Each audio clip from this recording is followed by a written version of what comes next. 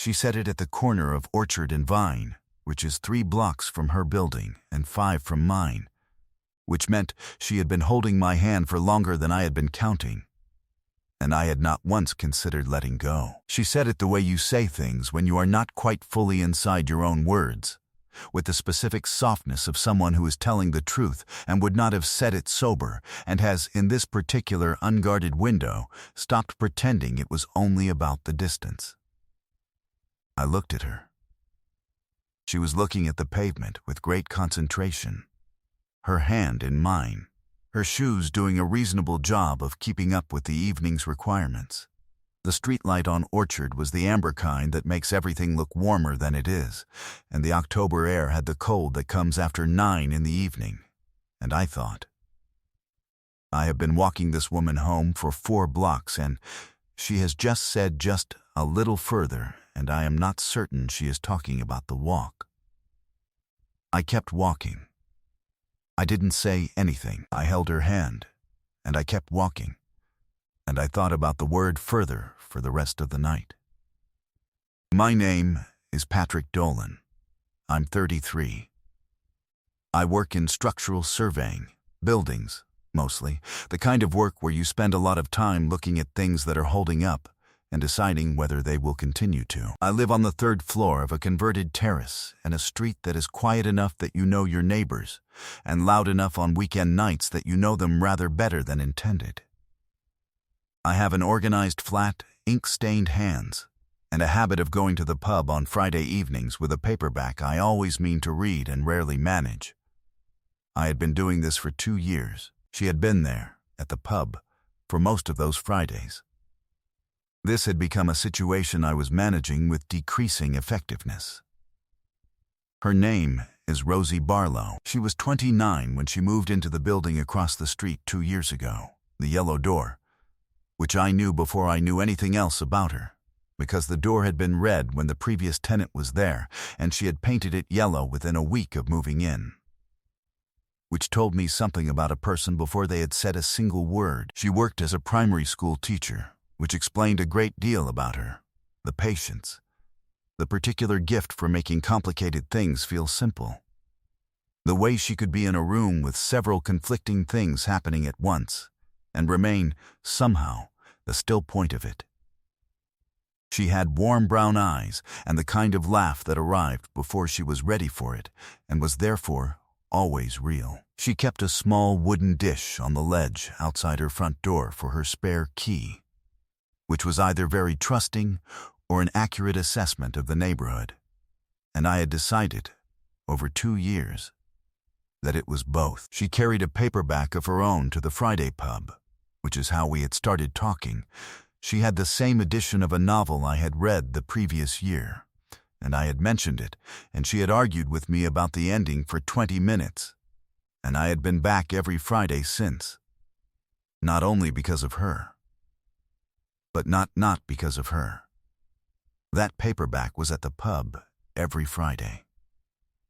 That's important. We had settled into a Friday arrangement that was, if you were committed to being precise about it, not quite a standing date, and not quite not one. We arrived separately and left separately, and the hours in between were simply the hours in between, which were, week by week, the hours I most looked forward to in the week. I told myself this was simply a good pub friendship, and that the pub friendship was valuable on its own terms, and I was not editing it into something smaller than it was. I was simply being accurate about what it was. I was being extremely inaccurate. The things I had never examined directly, she saved the seat beside her. Not always, not every week, but often enough that I had stopped arriving and looking around the pub, because the looking had become redundant. She knew which drink I was on by the end of the first hour, she asked. On the Fridays I had mentioned something the week before that mattered, how it had gone, specifically, with the accuracy of someone who had been carrying the detail and waiting for the update, not as a conversational habit, but as genuine interest. She texted on the Fridays she couldn't make it, not to cancel anything, because there was nothing to cancel, officially, because we had never made anything official, just to say she wasn't coming, as though the information was owed. Which it was. And the fact that she thought it was owed told me something I had been choosing not to read. I told myself we were simply Friday regulars who happened to like the same kind of book. What I could not tell myself, and had stopped trying, I thought about her on Thursdays. Not urgently, not as a problem to solve, but in the low, comfortable way you think about something you are looking forward to. I had not done this with most things in my life, and I had done it, without exception, for every Thursday of the last 2 years. I had filed this as appreciation for a good routine. The drawer was full, and the drawer was lying to me. There were 2 things in the months before the party that had made the filing difficult. The first was 4 months ago, in June, on a Friday she had not been able to make. She had texted that afternoon, the usual text.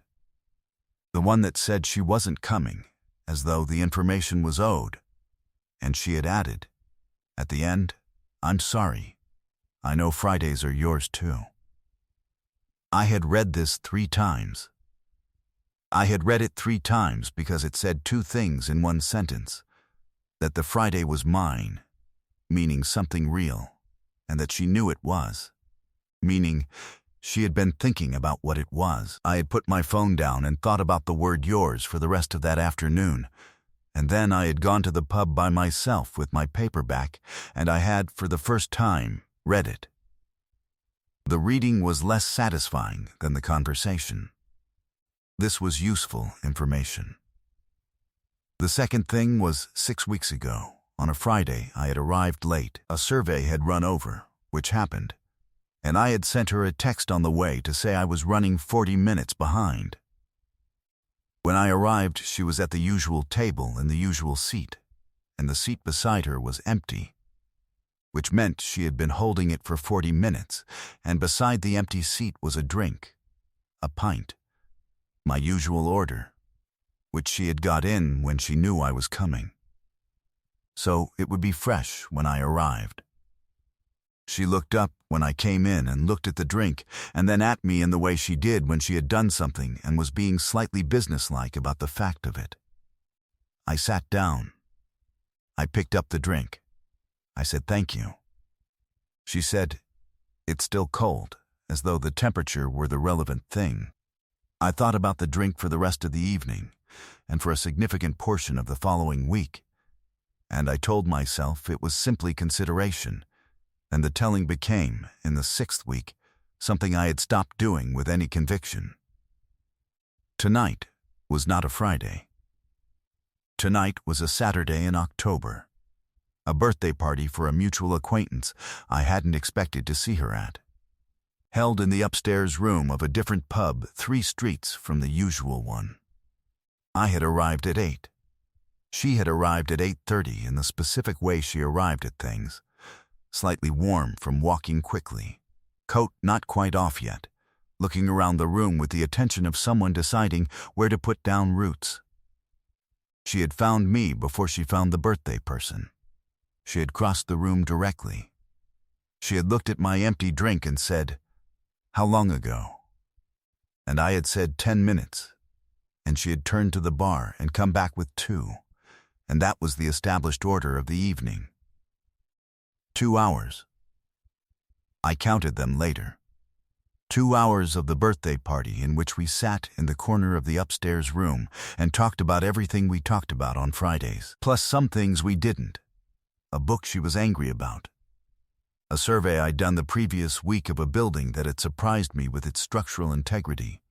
Something about what she thought her class was going to be like in 5 years' time, which she had opinions about that were both accurate and funny. She had moved, at some point I hadn't tracked, from sitting beside me to sitting at an angle that meant we were facing each other properly. This was a different arrangement than the pub, and it produced a different quality of conversation, and I had been aware of this for 2 hours without deciding what to do with it. She was not dramatically drunk. I want to be clear about this. She had had 3 glasses of wine across 2 hours, and what this produced in Rosie Barlow was not disorder, but a loosening. The particular state of someone who is slightly more themselves than usual, slightly less edited, slightly more willing to say the thing they'd been sitting on. She was funnier.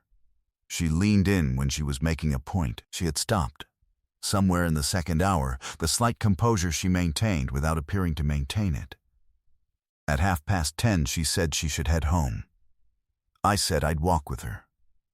Because our streets were adjacent and the night was cold and I had not examined the sentence before I said it, which was the most honest thing I had done all evening.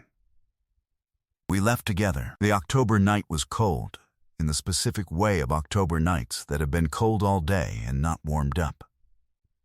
She had her coat and I had mine, and the streets were quiet in the way of streets late on a Saturday, not empty, just purposeful. She told me about the pigeon, the classroom pigeon, which had apparently materialized on a Tuesday morning in a manner no one could account for, and had required 40 minutes of negotiation to remove. She told it with the precision of a teacher who had been storing a good story for the right audience, and I laughed at the right parts, which happened to also be the funny parts, and she looked at me sideways when I laughed as though confirming something. She took my hand at the corner of Vine and Marsh, 1 block in. She reached out and took it without asking and without announcing it, and I held hers. And that was the arrangement, and it was correct. And neither of us commented on it. We walked. The streetlight on Orchard was amber, at the corner of Orchard and Vine, 3 blocks from her building and 5 from mine, she said, just a little further. Her building came into view. The yellow door, the small wooden dish on the ledge that she said was for the spare key, which she had put there on her first week, which I had always thought was either very trusting or an accurate assessment of the neighborhood, and had decided across 2 years was both. She stopped at the bottom of the steps. She looked at her door. Then she looked at me. She was still holding my hand, and I was still holding hers, and neither of us had moved toward the releasing of it. The amber light from the street caught the yellow of the door and the wooden dish and her face, and I thought, with the clarity of a person who assesses structures for a living and has been looking at this one for 2 years, that she had not been talking about the walk. She said, in the voice that was softer than her usual voice, "Do you want to come up?" I looked at her. The night was cold. The wooden dish was on the ledge. I was aware, with the full attention I brought to things that needed careful assessment, that there were 2 versions of this question, and only one of them I should answer yes to tonight. I said, "Ask me again tomorrow." She looked at me. Something crossed her face, not disappointment exactly, more the look of someone receiving unexpected information about a person's character and deciding how to file it. "Why tomorrow?" she said. "Because I want you to mean it," I said. "Not that you don't now. But I want you to be certain of the meaning." She was quiet for a moment. Then she said, very softly, "That's the most careful thing anyone has ever done for me." She said it the way she said things that surprised her, with the brevity of someone who has not prepared the sentence because they did not know it was coming. She looked at me for a moment longer. Then she let go of my hand, went up the steps, stopped at the top with her key in the door, and looked back. "Tomorrow," she said. Not a question, not a challenge, just the word, with the particular quality of something agreed. "Tomorrow," I said. She went inside. The yellow door closed. The wooden dish sat on the ledge in the amber light. I stood at the bottom of the steps for a moment longer than necessary, and then walked home. And I thought about the word "further" and the word "careful," and the specific look on her face at the top of the steps, and I thought, I have been surveying this building for 2 years, and I have finally read the structure correctly. She knocked on my door at 11 the next morning. She had not texted first, which meant she had simply come, which was itself a piece of information. She was in her coat, which meant she had come directly. She had the paperback in her pocket, the one from last night's bag, which she had apparently been carrying all evening without mentioning it, which was very rosy. She looked at me with the expression of someone who has been deciding something since last night and has finished deciding. She said, "I meant it last night. I mean it now." I wanted to be the kind of person who could say it sober, and I'm saying it sober. I'm not going to make it complicated. So, she left so open, the way she left things she had already completed and didn't need to finish. I stepped back from the door. She came in. She sat on my kitchen counter, the way people sit in kitchens when they have decided a kitchen is safe, and I made coffee. She told me the longer version of the pigeon story, the one with the part she'd left out the night before because it required a prop, and in the daytime she could demonstrate it with a dish towel. I laughed. She smiled at the laughing and then looked at her coffee and then looked at me, and we were at the counter in the Sunday morning quiet, and neither of us was going anywhere. 2 years of Fridays. "Yes," she said. "The seat." She looked at her hands. "Yes, the text when you couldn't make it," I said. "You said the Fridays were mine too, and last month, the drink. You had it ready when I was running late." She was quiet. "I noticed all of it," I said. "I have been noticing all of it for 2 years and calling it something else because the something else was a safer category, and I have run out of that category." "I know you noticed," she said. "That's why I kept doing it." She looked at her coffee. "I didn't know how to say that the seat was specifically your seat, so I just kept leaving it. I stood close enough that there was no pub distance between us, no Friday arrangement, no standing plan that was not quite a standing plan, and I said, 'I held your hand last night because I wanted to, not because of the walk.' She said, 'I know that too.' She looked up at me. Her voice dropped in the way it did when she was saying the real thing rather than the managing thing. 'I've been saving the seat for 2 years,' she said quietly. I didn't know how to say that it was specifically your seat. I kissed her, gently, chosen, the way something is chosen when it has been a long time coming and you want the choosing to be clear. And when I pulled back, she had her hands around the coffee mug she'd carried from the counter, and she was looking at me with the expression that had no edited version in it. Her phone buzzed. She glanced at it. "The birthday person," she said, asking how the night ended. "What are you going to say?" I said. "Eventually," she said. "I'm going to say well." She set the phone face down on the counter. She opened the paperback to wherever she'd left off, settled against the cabinet and read. I poured more coffee. Outside, the Sunday morning was doing what Sunday mornings do, which is to be unhurried. And neither of us was in a hurry, and the yellow door was across the street, with the wooden dish on the ledge, and I thought, this is what the Fridays were always going toward. 3 months later, the Friday arrangement had evolved in the way that real arrangements do, not by negotiation, but by accumulation. She still had the paperback. I still had mine. We still arrived and left separately, mostly, except when we didn't, which was more often. The wooden dish on her ledge had a second key in it. She had not announced this. I had noticed it one morning and said nothing. We were both, it seemed, people who made decisions quietly and let the evidence accumulate. 7 months later, her sister came to visit from Leeds.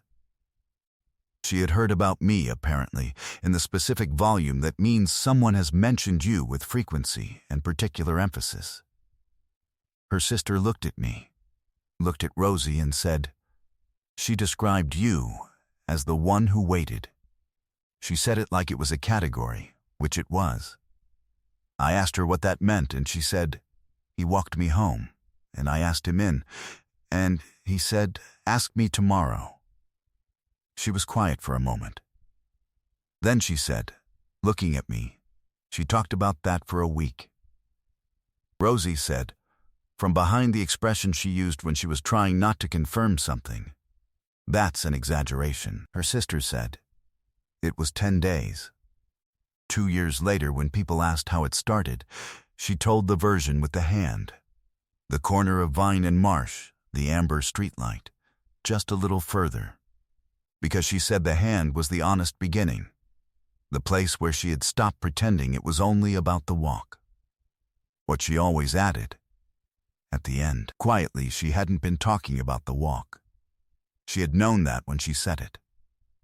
She had said it because it was the truest available sentence, and the wine had made the true things easier to let out, and she had wanted him to hear it even if she couldn't quite own it yet.